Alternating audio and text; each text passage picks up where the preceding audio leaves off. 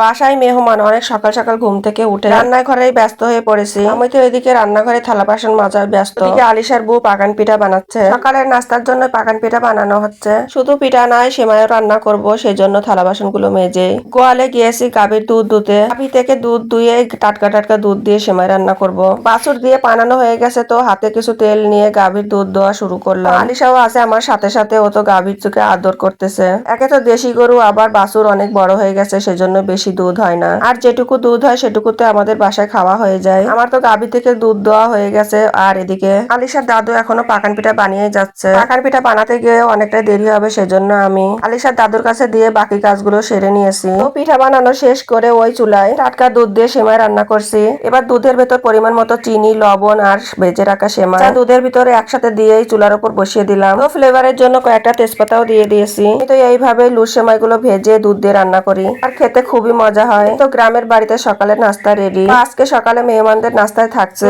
রান্না করা সেমাই, পাকান পিঠা, চা, বিস্কিট, আরো আছে লুচি। সকালে সেমাই দিয়ে খাওয়ার জন্য লুচিগুলো বানিয়েছিলাম। কিছু ভিডিওতে শেয়ার করা সম্ভব হয় না। গ্রামের বাড়িতে সকালের নাস্তায় এগুলোই হয়ে যাবে। নাস্তাগুলো খাওয়া শেষ হলে এখনই আবার সকালে খাবারের জন্য ভাতের আয়োজন করা হবে। তো সকলে নাস্তা খেতে ব্যস্ত, আর আমি এদিকে অনেকটা বেলা হয়ে গেছে, হাঁস মুরগি গুলো ডাকাডাকি করছিল, তো কোটা থেকে ছেড়ে দিয়ে আবার সকালে রান্না করার জন্য চলে আসলাম। তো চাউলগুলো ধুয়ে চুলার উপর ভাত বসিয়ে দিয়েছি। ভাতের ভেতর কয়েকটা আলুও দিয়ে দিলাম। সকালে নাস্তা করে অনেকটাই পেট ভরেছে, তো সকালে বেশি খাওয়ার চাহিদা নেই। শীতের বেলা একটু পরে দুপুর হয়ে যাবে, সেজন্য এক পদের তরকারি রান্না করব। আরো থাকছে আলু ভর্তা, হচ্ছে কাতলা মাছ দিয়ে বেগুন রান্না করব।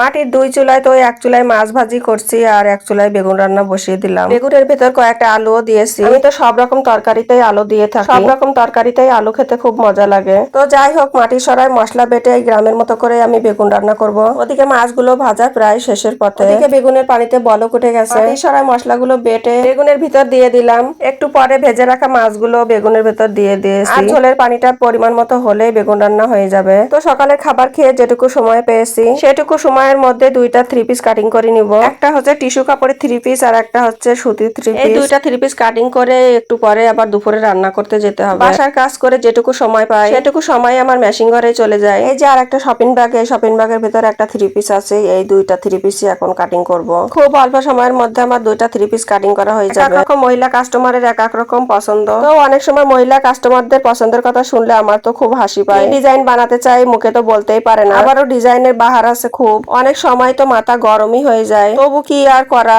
তো একবার ডিজাইনের কথা বললে বুঝতে পারি সে কি ডিজাইনের কথা বলতে চাচ্ছে। তো যাই হোক, কথা বলতে বলতে আমার 2 সেট 3 পিস কাটিং করা শেষ হয়ে গেছে। দুপুরে রান্না বান্না আর খাওয়া দাওয়া সেরে বিকালে এই দুইটা 3 পিস বানিয়ে নিব। আর বানানো শেষ হলে 3 পিস দুইটা নিতে চলে আসবে।